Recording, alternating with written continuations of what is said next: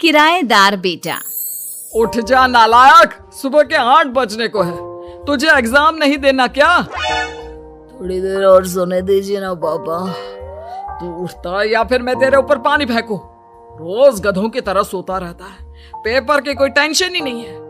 और एक हमारा समय था जब हम पेपर में फेल होने के डर से रात भर पढ़ा करते थे, सो ही नहीं पाते थे।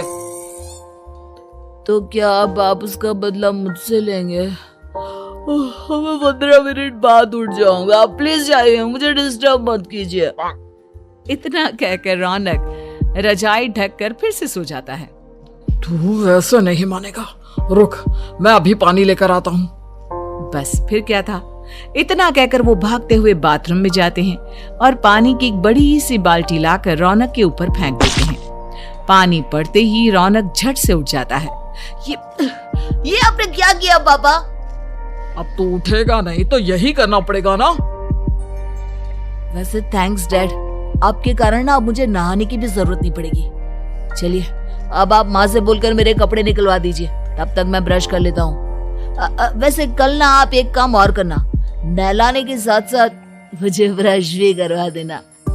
ये ब्रश करने में ना मुझे बहुत आलस आता है। रौनक की बातों से अरविंद का मुंह खुला का खुला रह जाता है। वो अपनी पत्नी कमला के पास जाता है और रौनक की हरकतों के बारे में बताता है, जिसे सुन उसकी पत्नी हंसने लगती है। तुम अपने बेटे को समझाने के बजाय हंस रही हो। रौनक बच्चा है, धीरे धीरे सुधर जाएगा। आप क्यों उसके पीछे पड़े रहते हो? अभी नहीं सुधरेगा तो कब सुधरेगा? 10वीं क्लास में है रौनक, वो अब कोई बच्चा नहीं रहा। अरविंद के इतना बोलते ही वहाँ रौनक भी आ जाता है। क्या डैड, मैंने आपको एक काम दिया था, वो भी नहीं हुआ आपसे। अरे क्या हुआ बेटा? माँ, मैंने डैड से बोला था कि वो आपको बोलकर मेरे स्कूल की यूनिफॉर्म निकाल दे, लेकिन मेरे पीछे पड़ने के अलावा इनसे एक काम ढंग से नहीं होता। देख रही हो कमला, देख रही हो अपने लाडले को? अरे आप चुप रहिए जी। चलो बेटा, मैं तुम्हें कपड़े निकाल कर दे देती हूँ। बस ऐसे ही साल पर साल बीतते जाते हैं, लेकिन रौनक के रवैये में कोई बदलाव नहीं आता। वो पहले से भी ज्यादा आलसी और पूरी तरह अपने माता पिता पर निर्भर हो जाता है। 2 साल बाद पता नहीं कहाँ गायब रहता है पूरे दिन, अब तक तो आ जाना चाहिए था। अरे आप इतनी फिक्र क्यों कर रहे हो उसकी? दोस्तों के साथ खेल रहा होगा, आ जाएगा अभी। ये कोई टाइम है खेलने का? 10 बजने वाले हैं, इतनी रात में कौन खेलता है? कमला कुछ कहती उससे पहले ही रौनक वहाँ आ जाता है। मम्मी जल्दी से खाना लगा दो, बहुत भूख लग रही है। तुम्हें तब तक खाना नहीं मिलेगा जब तक तुम बता नहीं देते कि इतनी रात गए कहाँ से आ रहे हो।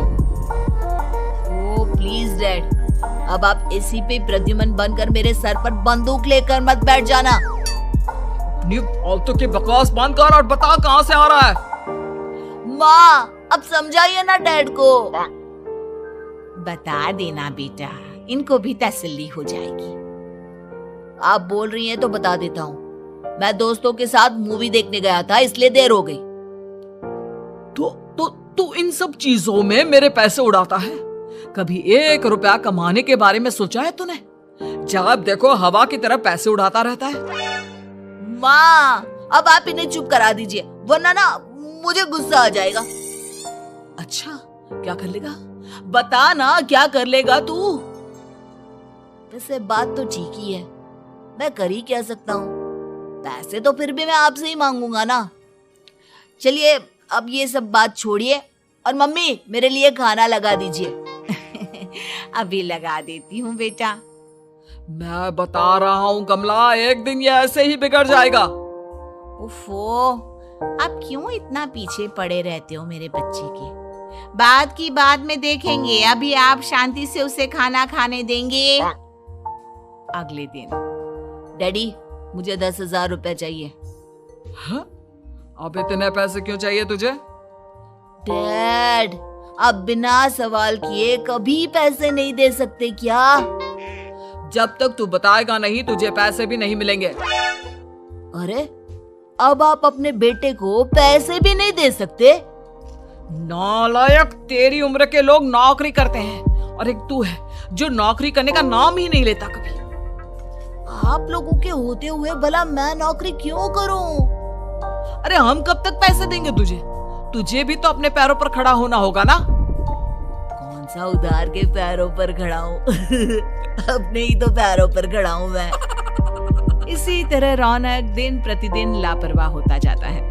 उसकी लापरवाही को देखते हुए अरविंद और कमला अपने बेटे की शादी कराने का फैसला लेते हैं और 1 महीने के अंदर अंदर ही रौनक की शादी मेघा नाम की लड़की से करा देते हैं। शादी के कुछ दिन बाद, रौनक, मुझे एक अच्छी सी साड़ी चाहिए, आप ला दोगे ना? हाँ, क्यों नहीं। कितने तक की आती है साड़ी? यही करीब 5,000 तक की। तुम चिंता मत करो, मैं आज ही डैडी से पैसे मांगकर तुम्हारे लिए साड़ी ले आऊंगा। आप कब तक ऐसे ही अपने पापा से पैसे मांगते रहेंगे? कोई अच्छी सी नौकरी क्यों नहीं कर लेते आप? अरे डैड के होते हुए मुझे नौकरी करने की जरूरत ही क्या है? पर आप ऐसे कब तक उनसे पैसे मांगते रहेंगे? कुछ आपको अपने दम पर भी तो करना होगा ना। अब तुम भी बाकी लोगों की तरह मुझे ज्ञान देना शुरू मत कर देना। साड़ी चाहिए ना तुम्हें, मिल जाएगी बस। इतना कहकर रौनक अपने पिता से पैसे मांगने चला जाता है। डैडी, मुझे 5,000 रुपया चाहिए। अब 5,000 क्यों चाहिए तुझे? वो मेघा को साड़ी चाहिए थी। अरविंद आगे बिना कुछ कहे चुपचाप उसे पैसे निकाल कर दे देता है। कुछ दिन बाद, तुम्हें नहीं लगता कमला, रौनक हम पर पहले से भी ज्यादा डिपेंड हो गया है? मुझे तो अब उसके भविष्य की चिंता होने लगी है। कल को हमें कुछ हो गया तो वो क्या करेगा? काश तुमने पहले ये सोच लिया होता तो आज हमारा बेटा इतना लापरवाह नहीं होता। तब मुझे कहाँ पता था कि मेरा लाड प्यार उसे इतना बिगाड़ देगा कि वो इस हद तक लापरवाह बन जाएगा। कोई बात नहीं, अभी भी देर नहीं हुई। मुझे पता है उसे कैसे सुधारा जा सकता है। कैसे? अरविंद कुछ कहता उससे पहले रौनक वहां आ जाता है और पैसों के लिए हाथ फैलाने लगता है। डैड, मैं और मेघा बाहर घूमने जाना चाहते हैं। अरे वाह, ये आज सूरज कहाँ से निकला है? Dad please. अच्छा चलो अब मुद्दे की बात करो। मुझे अब 25,000 चाहिए। अब तुम्हें 1 रुपया भी नहीं मिलने वाला। अगर तुम्हें पैसों की इतनी ही जरूरत है तो कोई ढंग की नौकरी कर लो। मम्मी, आप कुछ कहिए ना डैड को। बेटा, वो गलत क्या बोल रहे हैं? ये सब हम तेरे भले के लिए ही तो कर रहे हैं। मम्मा, मैंने बताया ना आपको, मुझे नहीं करनी कोई जॉब वॉब। तो ठीक है, निकल जाओ हमारे घर से। तुम्हारे जैसे लोगों के लिए मैंने ये घर खड़ा नहीं किया है। जितना ये घर आपका है ना, उतना ही मेरा भी है। मैं कहीं नहीं जाने वाला। जाना तो पड़ेगा ही तुझे, क्योंकि अब मैं तेरा कोई भी खर्चा नहीं उठाने वाला। ठीक है, मत उठाइए मेरा खर्चा, मैं अपने दम पर भी जी सकता हूँ। तो बेशर्मों की तरह अब तक यहाँ क्यों खड़ा है? अपना सामान ले और निकल जाए यहाँ से। रौनक पैर पटकते हुए वहां से चला जाता है। घर से निकालना जरूरी है क्या उसे? बिना पैसों के कौन रखेगा उसे किराए पर? अगर उसका भविष्य सुधारना है तो हमें अपने दिल पर पत्थर रखकर ये कदम उठाना ही होगा। दोनों बात कर रहे होते हैं कि रौनक अपनी पत्नी के साथ एक बड़ा सा बैग लेकर घर से निकल जाता है, लेकिन घर से बाहर उसे कोई भी मुफ्त में अपने घर किराए पर नहीं रखता। अंत में थक हार कर वो फिर से अपने घर चला जाता है। क्या हुआ?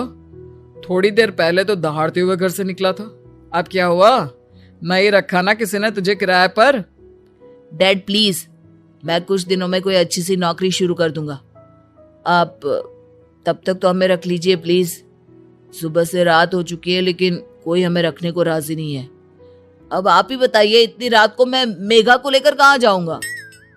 ठीक है ठीक है, बहू की वजह से मैं तुझे घर पर रख रहा हूँ, लेकिन तू इस घर में एक बेटे की नहीं बल्कि एक किराएदार की हैसियत से रहेगा। 3 महीने है तेरे पास। इन 3 महीनों के अंदर अंदर मुझे तेरी पहली तनख्वाह हाथ में चाहिए, समझ गया? पक्का डैड, इन 3 महीनों के अंदर अंदर तो कोई बढ़िया सी नौकरी ढूंढ ही लूंगा मैं। ऐसे ही धीरे धीरे समय बीतने लगता है और अरविंद के दिए 3 महीनों में से 2 महीने बीत चुके होते हैं। पापा जी ने हमें 3 महीने दिए थे, जिसमें से 2 महीने तो बीत चुके हैं। अब ये आखिरी महीना बचा है। अरे तुम चिंता मत करो, आज मेरा ना 2 जगह इंटरव्यू है, दोनों में से कहीं ना कहीं तो जॉब लगी जाएगी। अच्छा, all the best. Raunak interview के लिए निकल जाता है, जिसके बाद शाम में रौनक घर आता है। कैसा गया इंटरव्यू? आपकी नौकरी लगी या नहीं? अरे पहले सांस तो ले लेने दो अच्छे से। बताइए ना, मुझसे तो जरा भी इंतजार नहीं हो रहा है। वो दरअसल बात यह है कि मेरी नौकरी तो लग चुकी है, लेकिन पैसे बहुत कम है। कितने पैसे हैं? 15,000। इतने में अरविंद और कमला मिठाई का डिब्बा लेकर आ जाते हैं। बधाई हो बेटा। हम जानते थे तेरी जॉब जरूर लगेगी। लेकिन मेरी सैलरी बहुत कम है मम्मा। कम है तो क्या हुआ, धीरे धीरे बढ़ जाएगी। हाँ बेटा, हम तो बस चाहते थे कि तू अपने पैरों पर खड़ा हो जाए। मतलब अब आप मुझे घर से नहीं निकालेंगे? नहीं, ये सब हमने तुझे जिम्मेदार इंसान बनाने के लिए किया था। Thank you mummy papa. अगर आप दोनों ऐसा नहीं करते तो मुझे कभी अपनी जिम्मेदारियों का एहसास तक नहीं होता। आज आपने मुझे सिखा दिया कि इंसान का अपने पैरों पर खड़ा होना भी जरूरी होता है। इतना कहकर रौनक झट से अपने माता पिता के गले लग जाता है और अपनी कमाई की पहली तनख्वाह वो अपने माता पिता के हाथ में सौंपता है। इस तरह रौनक एक गैर जिम्मेदार व्यक्ति से एक जिम्मेदार व्यक्ति बन जाता है।